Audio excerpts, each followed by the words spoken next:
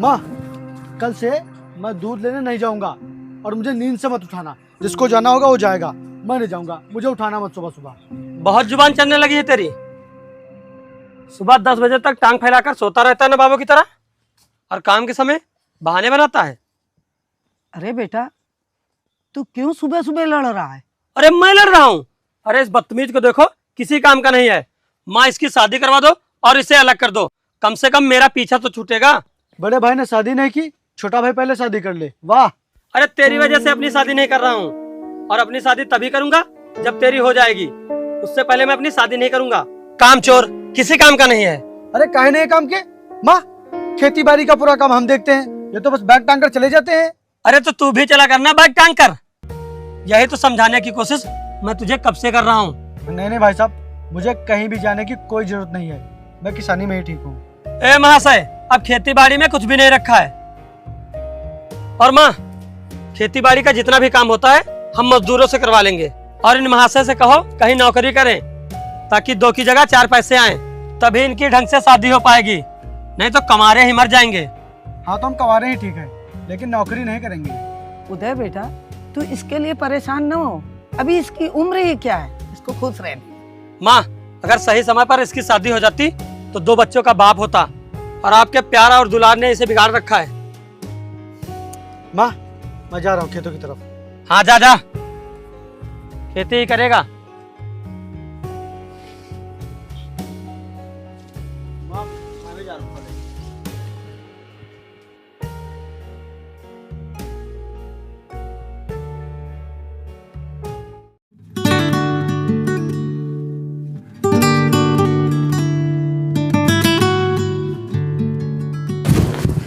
रुको, मेरी छम्मक छल लो। इतनी शाम को ये फावड़ा लेके कहाँ घूम रहे हो? अरे वो खेत में पानी लगा रहे हैं। अच्छा, पानी लगाने का समय है, लेकिन हमसे मिलने का समय नहीं है। अरे मेरी जान, तुमसे मिलने के लिए ही तो हम खेत में छुट्टा पानी लगाकर छोड़ कर आए हैं। चलो अब मिलो ना।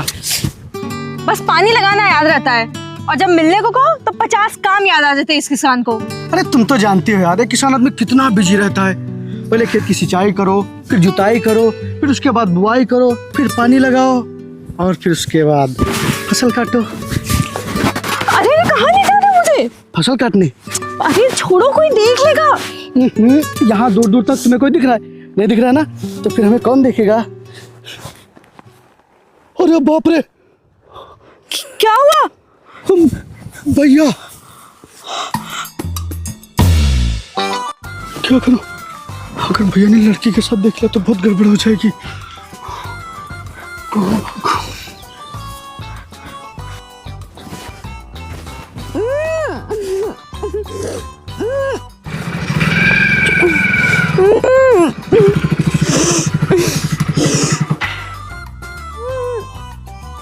ये आजकल के लड़के लड़कियां कितने बदतमीज हो गए हैं।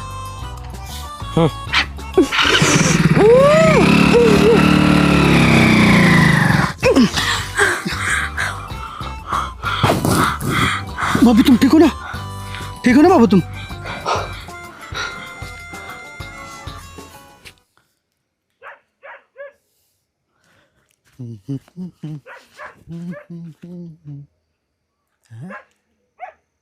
ये क्या कर रहा है इतनी रात को? ए, तू यहाँ इतनी रात को बाहर क्या कर रहा है? वो भैया, कल MBA की फीस भरने की लास्ट डेट है। भैया ने मुझे कुछ दिन पहले ही 30,000 रुपये दिए थे, लेकिन मैंने एक दोस्त को दे दिए क्योंकि उसकी माँ की तबीयत बहुत ही ख़राब थी, और मैंने जब उससे मांगे तो उसने 1 हफ्ते बाद देने के लिए बोला है। समझ में नहीं आया क्या करूं भैया। कितने पैसों की ज़रूरत है? 30,000 रुपये भैया। 30,000?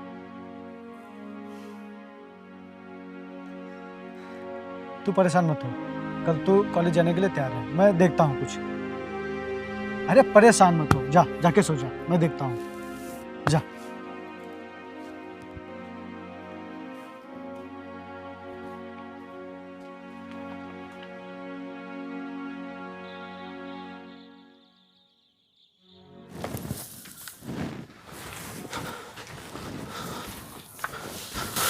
माँ, क्या हुआ बेटा?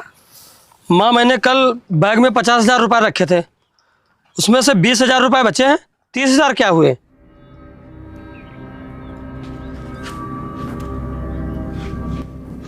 मुझे नहीं मालूम बेटा।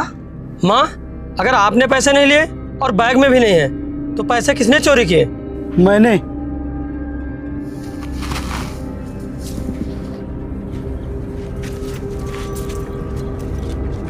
इतने पैसे क्यों चुराए? वो कुछ जरूरी काम था मुझे। काम था तो चोरी करेगा? तो फिर क्या करता? अगर आपसे पैसे मांगता तो आप तो यही कहते कि मैं तुझे लोफरगिरी के लिए पैसे दूं। तो लोफरगिरी के अलावा आज तक तूने किया ही क्या है? बोल, क्या किया है? चिल्लाइए मत। और हाँ, जिस दिन मेरे पास 4 पैसे आने लगेंगे उस दिन सूद समेत आपके पैसे लौटा दूंगा। आज चोरी की है और कल डकैती डालेगा। तूने भैया के पैसे चोरी कर कर बहुत गलत किया है।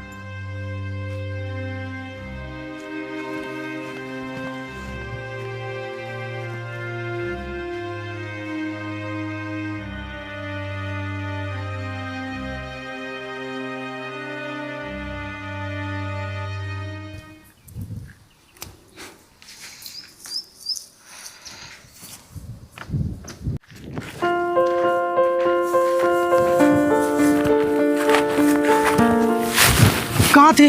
इतनी देर क्यों लगा दी आने में?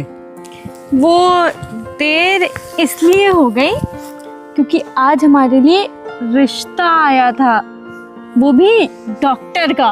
क्या? डॉक्टर का रिश्ता? हाँ, मैं वही सोच रही थी कि डॉक्टर से ही शादी कर लेती हूँ। कहाँ इस बेरोजगार के चक्कर में पड़ी हूँ।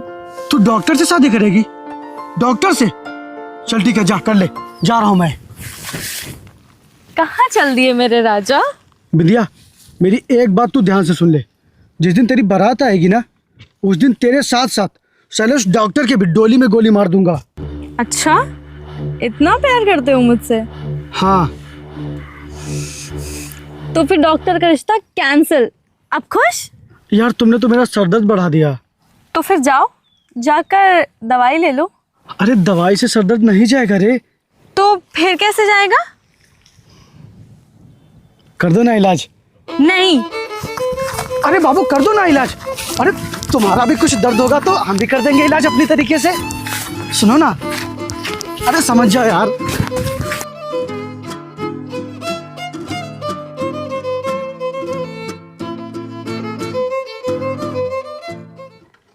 उतरो जल्दी।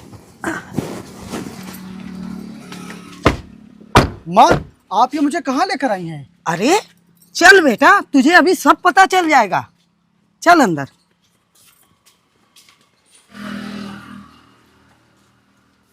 नमस्ते। नमस्ते भाई साहब। नमस्ते चाचा जी। नमस्ते। रोहन, अपने ससुर जी के पैर छुओ।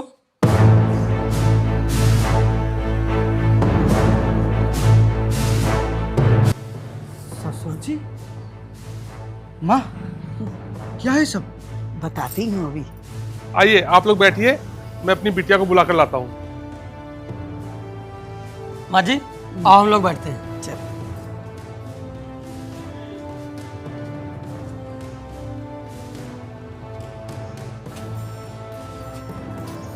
माँ, क्या है सब? धीरे बोल बेटा, धीरे। ये तेरे पापा के दोस्त हैं। तेरे पिताजी ने उनसे वादा किया था कि मेरे बेटे रोहन की शादी आपकी बेटी से होगी।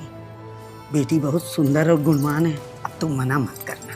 हाँ मेरे भाई, अगर हम तुम्हें पहले बताते तो शायद तुम ना आते।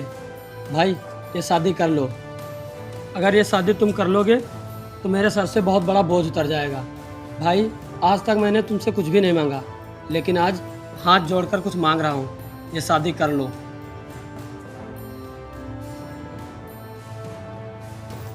आओ बेटी।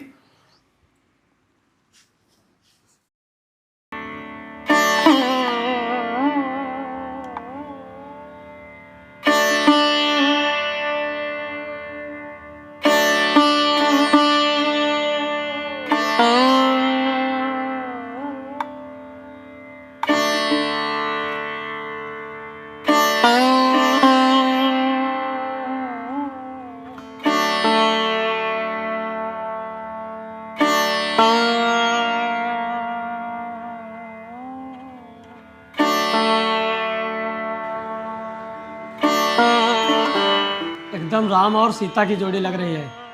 चाचा, ये रिश्ता तो पहले से ही पक्का था, लेकिन अब इसे आगे बढ़ाने के लिए आज ही मंगनी करवा देते हैं। जैसा आप सही समझे। माँ जी, बेटा ये ले अंगूठी, बहू को पहना दे। बेटी ये लो, पहना दो।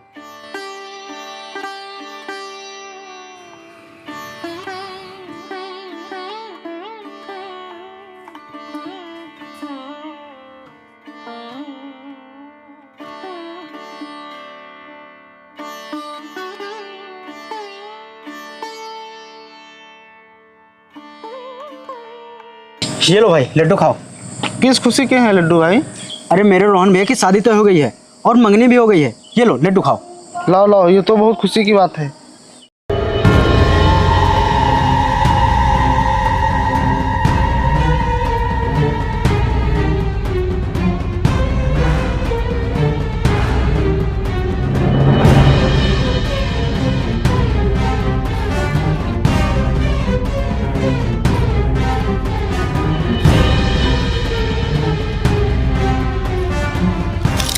क्यों किया तुमने मेरे साथ ऐसा? हाँ, क्यों किया?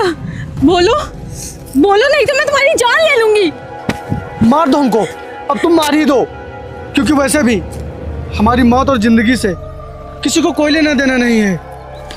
तुमने मुझसे बिना बताए शादी तय कर ली और सगाई भी कर ली। अरे मैंने कहाँ की है? और दरअसल बात है कि जिस लड़की से मेरी मंगनी हुई है उसके बाबूजी और मेरे बाबूजी दोस्त थे। तो बचपन में मेरे बाबूजी ने उनके बाबूजी से वादा किया था कि मेरे बेटे रोहन की शादी आपकी बेटी से ही होगी। तो इसीलिए मेरे भैया और माँ बिना मुझसे बताए उनके घर लिए चले गए और वहाँ सीधा मेरी मंगनी करवा दी, अंगूठी पहनवा दी। ये है पूरी बात। तो तुमने मना क्यों नहीं किया? कैसे मना करता यार? पहली बार मैंने अपनी वजह से भैया की आंखों में खुशी देखी थी। पहली बार मैंने भैया की आंखों में खुद के लिए प्यार देखा था और मेरी माँ इतनी खुश थी जिसे मैं शब्दों में बयां ही नहीं कर सकता। बस इसीलिए मैं मना नहीं कर पाया। तुम तो खुश हो, लेकिन अब मेरा क्या होगा? अरे मेरी जान, मैं किसी और के साथ खुश कैसे रह सकता हूँ? तुम्हें पता है ना? पता है कि नहीं? बताओ, पता है कि नहीं? तो फिर तुम गुस्सा क्यों हो रही हो? और अभी सिर्फ मंगनी ही हुई है, शादी नहीं हुई है। तुम मुझे बस कुछ समय दो, मैं सब सही कर दूंगा। ठीक है, 10 दिन का टाइम है सिर्फ तुम्हारे पास। और वैसे भी मैंने वो डॉक्टर वाला रिश्ता रिजेक्ट नहीं किया है। यार तुम उस डॉक्टर को बार बार बीच में क्यों लाती हो? और यार वैसे 10 दिन कुछ कम नहीं है। नहीं, बहुत ज्यादा है।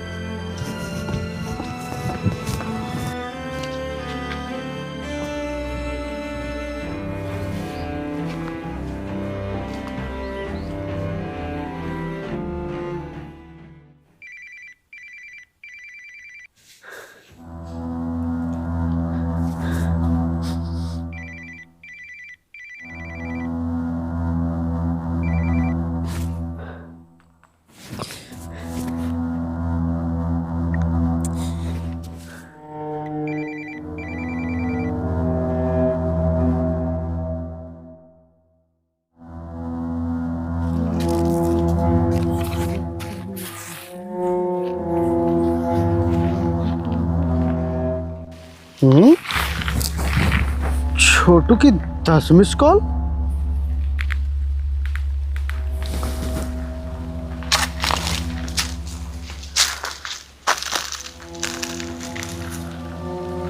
अभी उठा क्यों नहीं रहा है?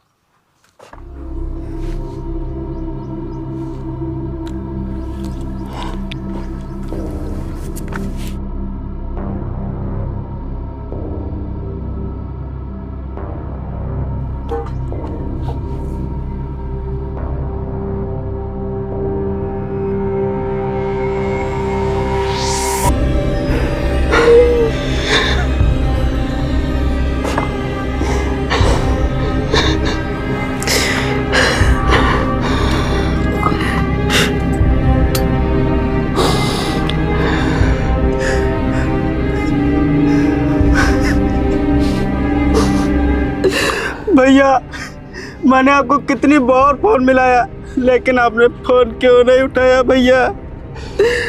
माँ का पैर अचानक से फिसल गया था। मैं जब कॉलेज से वापस आया तो देखा माँ की हालत बहुत ही गंभीर थी। मैंने आपको फ़ोन मिलाया लेकिन आपने फ़ोन नहीं उठाया मेरा। जब तक मैं दौड़कर डॉक्टर के पास गया तब तक माँ हमें छोड़कर जा चुकी थी। भैया आपने फ़ोन क्यों नहीं उठाया भैया। अरे तुझको कितने प्यार से पाला था माँ ने, लेकिन माँ को क्या पता था कि जब मेरी आखिरी सांसें चल रही होंगी तो मेरा अभागा बेटा फ़ोन ही नहीं उठाएगा। काश मैं यहाँ पर होता तो अपनी माँ को बचा लेता।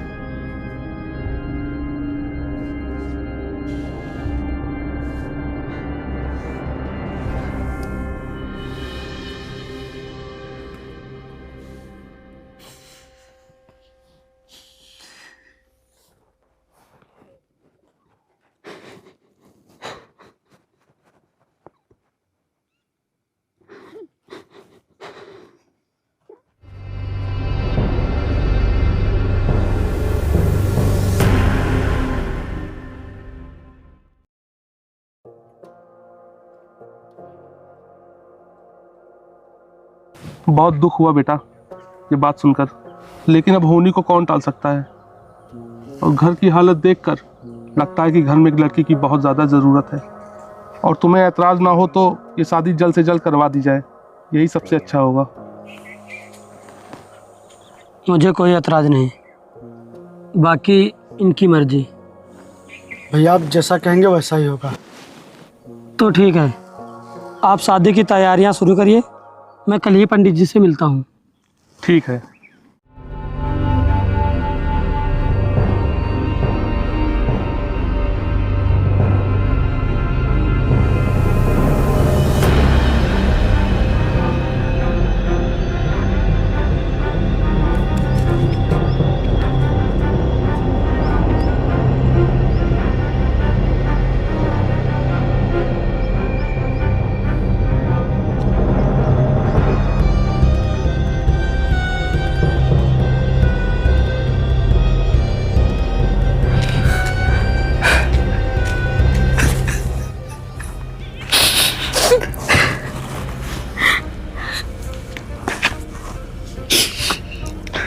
बिंदिया, आज तक मैं अपनी माँ को कभी खुशी नहीं दे पाया और मेरी वजह से भैया को हमेशा दुख और तकलीफ ही मिली है।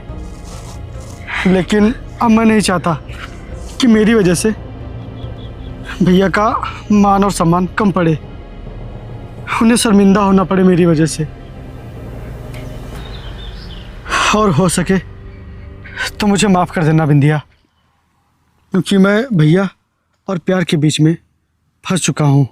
अभी तक तो मैं सिर्फ तुमसे प्यार करती थी, लेकिन अब तुम्हारी पूजा करने का मन कर रहा है। आज मुझे सच में अपने प्यार पर बहुत गर्व हो रहा है। और ज़रूरी तो नहीं सबको राधा वाला ही प्यार मिले, शायद मेरे नसीब में मीरा वाला प्यार लिखा है, जो तुम्हारी ना होके भी सिर्फ तुम्हारी है।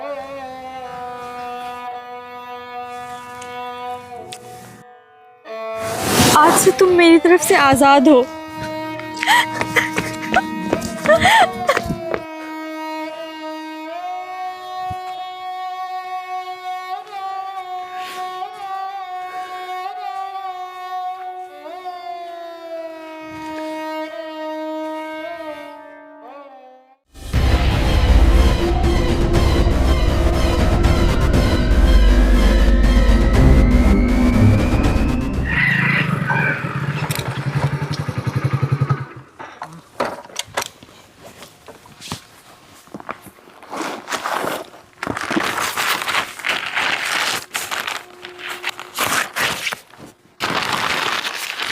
देख छोटू, रोहन की शादी के कार्ड देख कैसे हैं। आज से ठीक 3 दिन बाद रोहन की शादी है। रुको भैया,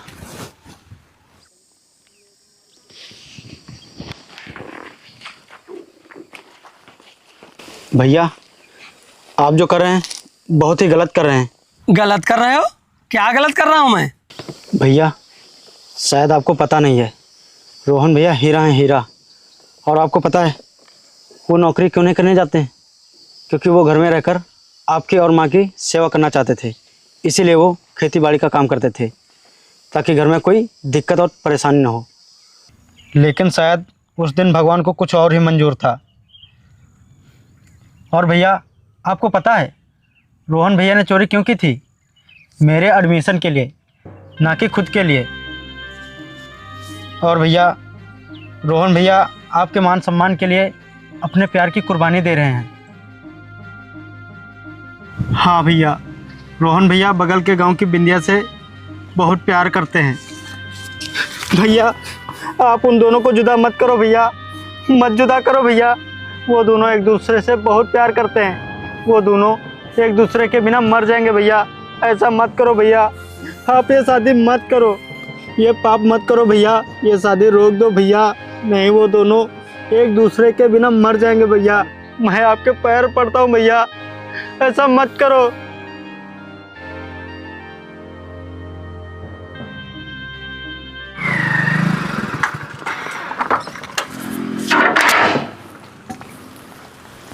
अरे उदय बेटा, तुम यहाँ आओ, आओ अंदर आओ, बैठो। नहीं चाचा, मैं यहाँ बैठने नहीं आया हूँ, मैं आपसे बहुत ज़रूरी बात करने आया हूँ। हाँ बेटा बताओ, कौन सी बात है? बात यह है कि रोहन और दिव्या की शादी से मैं इनकार कर रहा हूँ। ये शादी नहीं हो सकती। नहीं हो सकती? ये क्या कह रहे हो तुम, और क्यों नहीं हो सकती? क्योंकि मेरा भाई किसी दूसरी लड़की से प्यार करता है और वो लड़की भी रोहन से बहुत प्यार करती है। अगर ऐसे में दिव्या की शादी रोहन से हो भी गई तो ना ही रोहन खुश रह पाएगा और ना ही दिव्या।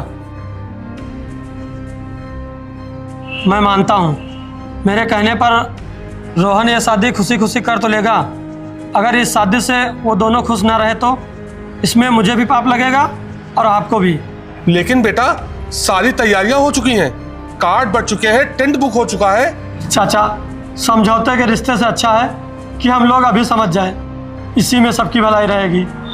और चाचा, लोगों की बारातें तो घर से लौट जाती हैं, लेकिन इस शादी में अभी 2 दिन का समय है।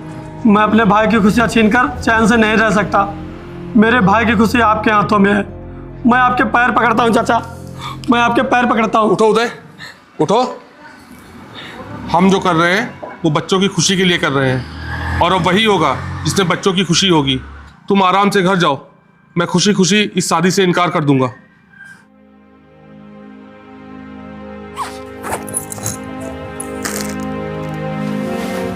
भैया सब सामान पैक हो गया है, आइए जल्दी से मंदिर चलते हैं, नहीं तो मुहूर्त का समय निकल जाएगा।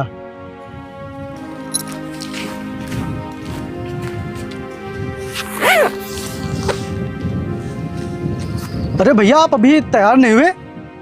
और छोटू तू भी अभी तैयार नहीं हुआ? जाओ जल्दी से जाके तैयार हो, नहीं तो देर हो जाएगी, मुहूर्त निकल जाएगा। किस लिए तैयार हो जाएं, ये तो बता पहले। क्या यार भैया, आपको ये क्या हो गया है? आप ही ने शादी तय की और आप ही पूछ रहे हैं किससे? लेकिन हमने जो तेरे लिए दुल्हन देखी है वो तो यही है। बहू,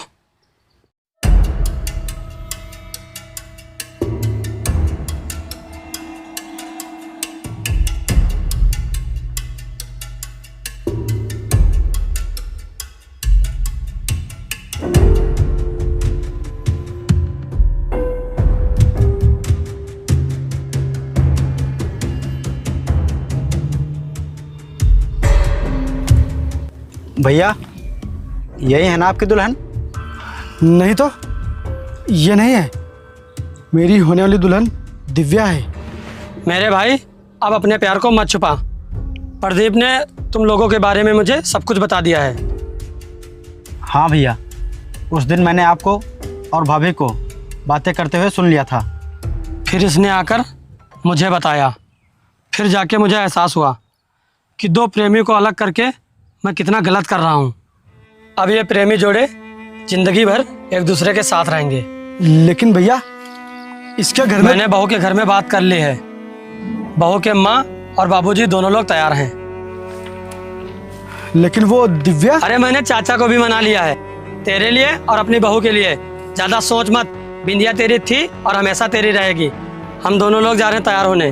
तेरी शादी आज ही होगी रामेश्वर मंदिर में। चल छोटू। चलो भैया।